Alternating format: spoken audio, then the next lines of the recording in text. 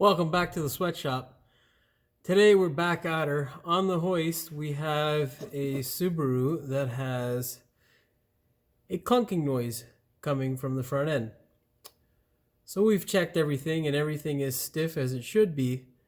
Unfortunately, this ball joint has lived its last days. You can see that play there. That is something you don't want. So today we're going to replace this ball joint and hope to God that we don't have too many issues living in the Rust Belt. Cars look like this underneath all the time. It's just working on piles of rust. It's so much fun. Let's get to her. So we're on the other side of the ball joint here, and you can see that everything looks to be about the same color, rust color. Now, there are some details in the rust. There's a 14 millimeter fastener that goes through this lower portion of the spindle here. It's a through bolt. The problem is with this bolt is it is wonderful at seizing itself in place. So we have a few instruments that we use. One's a percussion instrument called a hammer, and the next one is a temperature instrument. It's my acetylene oxygen torch. You got to be extremely careful with the acetylene oxygen because it's very angry and likes to set stuff on fire consistently without you noticing in time. So, doesn't happen very often, but you really got to be careful with the acetylene torch. All jokes aside, it is quite dangerous. So we'll try to crank it open by hand first and foremost before we get the acetylene oxygen out, and if we can't, we'll get it out. This end here is wonderful. All you got to do is get that 19 millimeter castle nut off. If you can't get the counter pin off, just get the piece that is sticking off or sticking out of the way. Just cut it out, grind it off, whatever you got to do. Once you do that, get that impact socket on it and hammer it off. First step, let's pull the wheel off.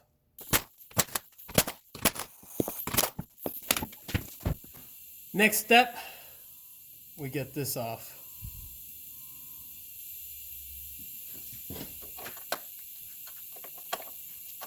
You can see there's really no chance of getting this thing off.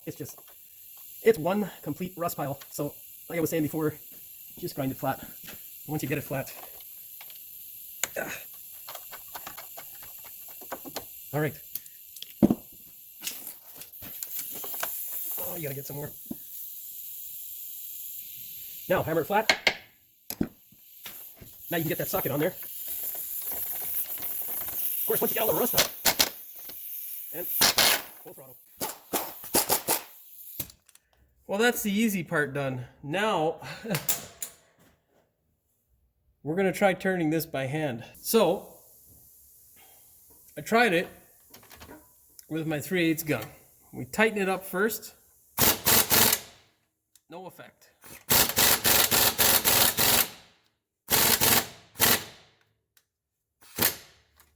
It ain't happening, man. So, the game plan now is to heat this thing up in a manner that doesn't set the shop or the car ablaze. Essentially, we're going to put it on a low flame and heat the spindle up just where the bolt is. Now, don't do this at home. It's not something that is for an amateur or do-it-yourselfer. You can really screw things up quickly with a torch. So don't try it at home. The portion that we're going to try and heat up is right here. In this little pile of rust here, you can see that's actually the end of the bolt, the through bolt. We're going to heat it up here just to see if we can get it hot enough so it'll agitate it and it'll be able to come loose. If we don't have any luck and it does end up breaking, Well, I guess I'll be showing you how to drill it out and tap it, which no one wants to do. So, oh God, please let this pile come out. Now, lucky for me, the heat worked. But another good tip that I can give you, besides not doing this job for a living, is you take a punch like so. You put it up against the end of the bolt, and you take all your aggression out with this percussion instrument. See, if you tag team these types of bastards here, if you tag team him with a combination of percussion and heat, you're gonna have a much better day. All I can say is if you do heat it, if you're crazy enough to attempt this at home with heat, which I don't suggest doing, make sure you're quick. Get the gun on it quick so you can twist it out, and you'll have this result, my friend, a bolt intact that you do not have to drill out, which for the people out there who have had to drill a bolt out of a hole such as this, my friend, oh, the pains involved with drilling bolts out. Oh my God. So, I got lucky. The next step now is to separate the lower control arm from the bowl joint. I've got a specialty tool for that. We're back on the front side here. This is the specialty tool. Basically, it's a bit tight on these cars here, but you're going to slide it in between the bowl joint, and then you're going to get a nice 19 millimeter socket, put some torque on this thing, and it'll pop out nice and easy.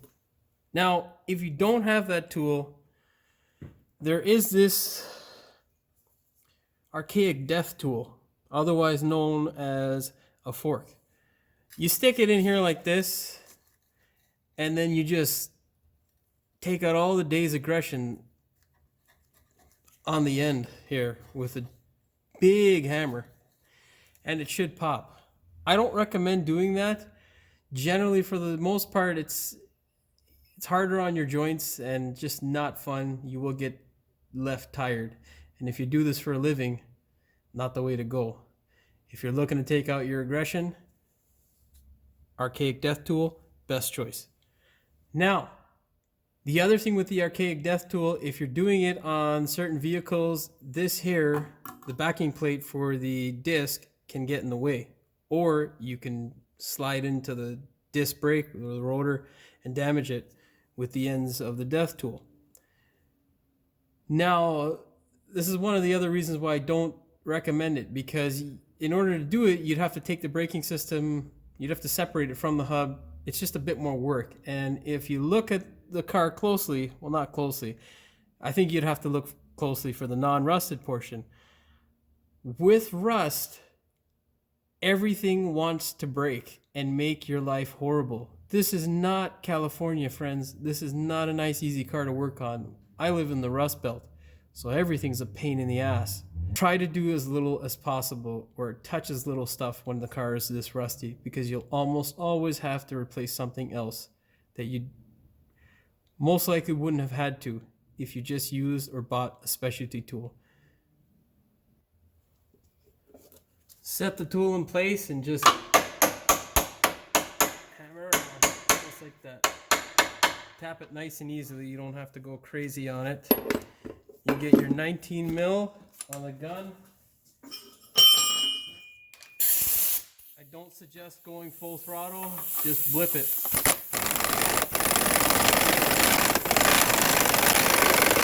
And there you go. That's how she's done. Next step, 32 mil axle nut, get it off.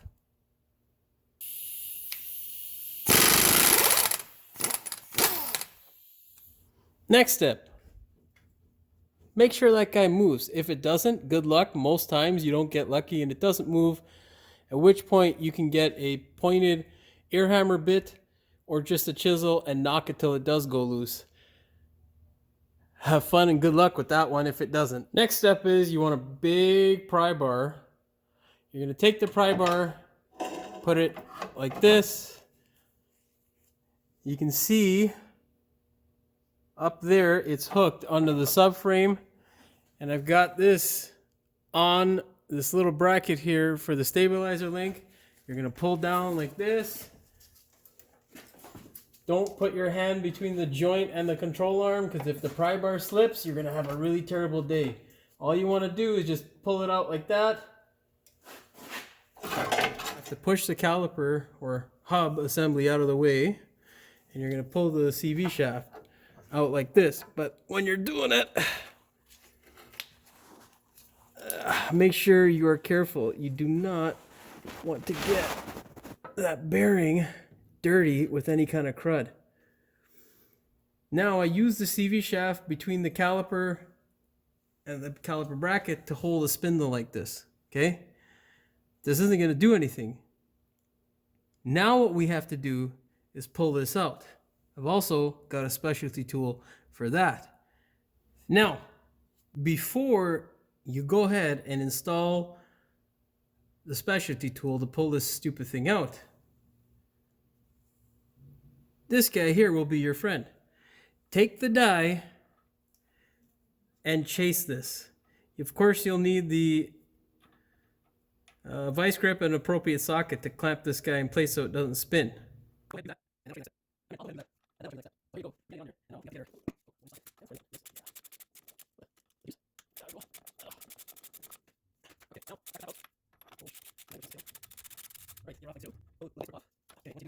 There you go. This is a special one. It's made by Matco and lent to me by a good friend of mine. Shout out to Danny. Thank you so much, man. I appreciate it. All you're going to do now is take this end and thread it on to this portion of the ball joint, if it'll go.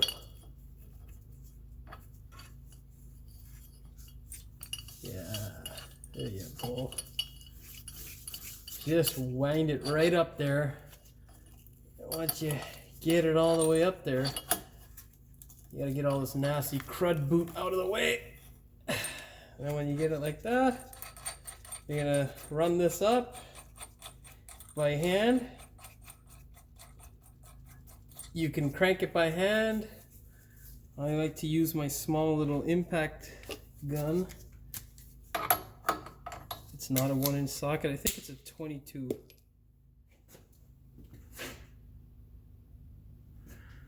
Now, what's holding the joint in place is essentially just rust and crud that builds up in this little cavity.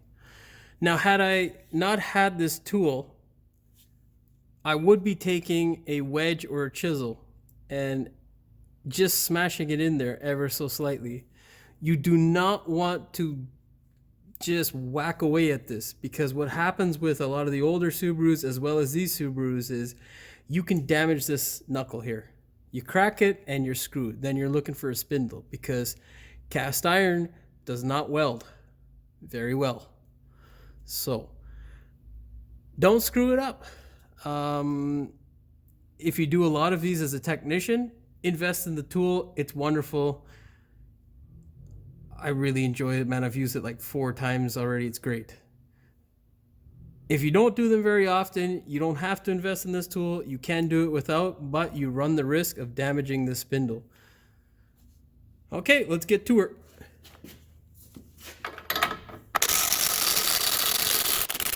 Now, how much do you guys like that tool, man? Look at that. Look at that. Spectacularly amazing. God, it makes life so much easier. So now the goal is to clean out this cavity here. Get rid of all the smutch, rust, and shit, and whatever else is in there. Should just be rust. If there's anything else in there, you got problems. So get rid of all the rust. Once you do that, you're going to make sure you clean this surface up here, because your new bowl joint's going to mate there. Just grind it down, sand it down, whatever you got to do. And that's it. We'll go get the new bolt joint, and then we'll actually be ready to install it. That's what was holding it in there. All that crud and crap and stuff like that. That's just all dirt, man. Rust and crap. Now, that's what I use to clean out the cavity. Die grinder. Really aggressive, so if you're not used to how aggressive this thing can be, don't use this tool. Use sandpaper, whatever. Now, to clean that guy, we like this with a cookie. When you are cleaning this stuff, there's going to be a lot of dust, crud, and crap that comes out of there. Wear your protective equipment. That means a mask and eyeglasses, okay? But I'm not your father, so do as you please, Luke. Let's get going here.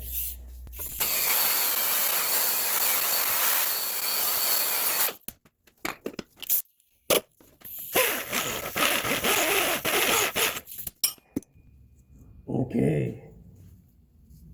Now we can lather up our bowl joint. We'll do that off camera and let all this dust settle. So I decided to do it on camera. That's the joint that I put into my car. It's a pretty good joint. I haven't had any issues with them. They're made in Japan. If you get something from Japan, it should come with the castle nut as well as the joint. It'll be a 19 mil and a nice new counter pin. If you would focus, please, camera. You know, that's, everybody knows what a counter pin looks like, and if you don't, you shouldn't be doing the job. So don't fault the camera, damn it.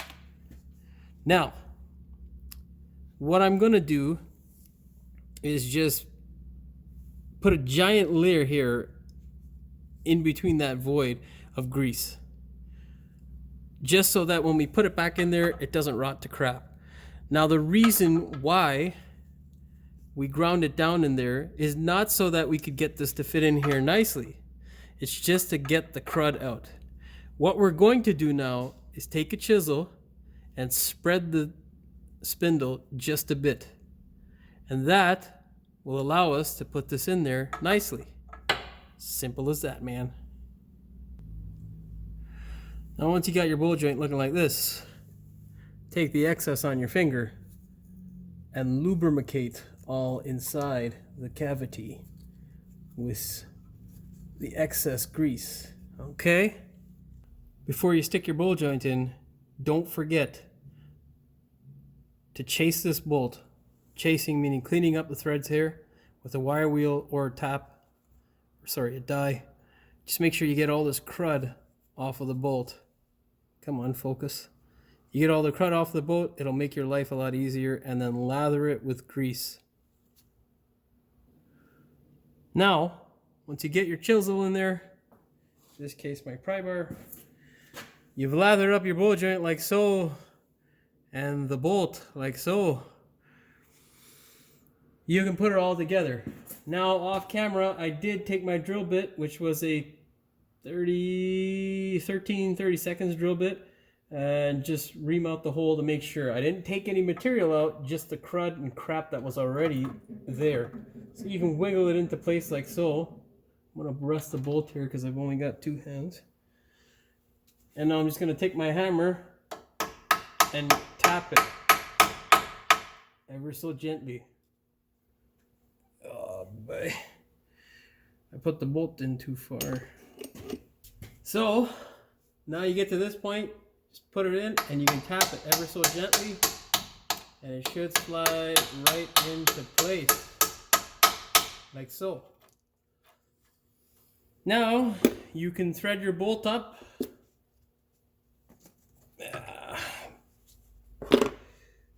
Pull your punch out, and that's it, man. You're almost there. You're almost a real mechanic. Just keep going like this, and then make sure you tap your bowl joint into place. You want to make sure it's butted up against the spindle. I shouldn't hit the camera every single time I pick up a tool. but hey, it happens. Now you're just gonna snug it up. That's it. You don't have to do anything else.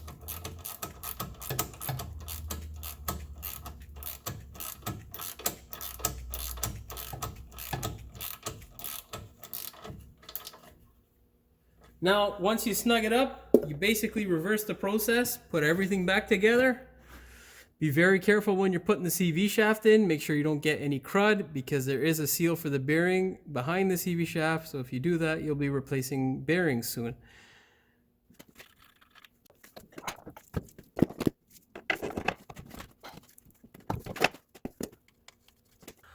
Last step is torque your bolt joint down. The through bolt and the castle nut on this particular application, I think, are 40 foot-pounds.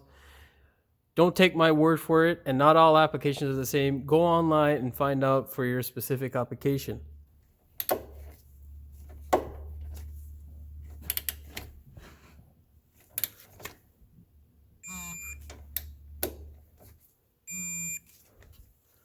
All right.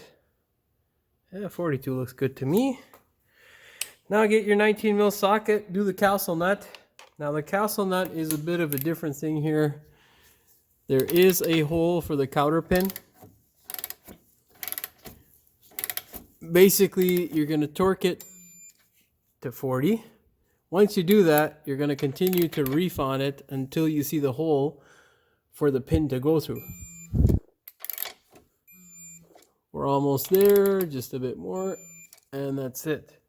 Locate your pin, place it in there, and bend it down. Maybe not by hand because it might pierce a hole in your thumb like it just tried to do to me. But pick up your handy dandy vice grips and you're good to go, man.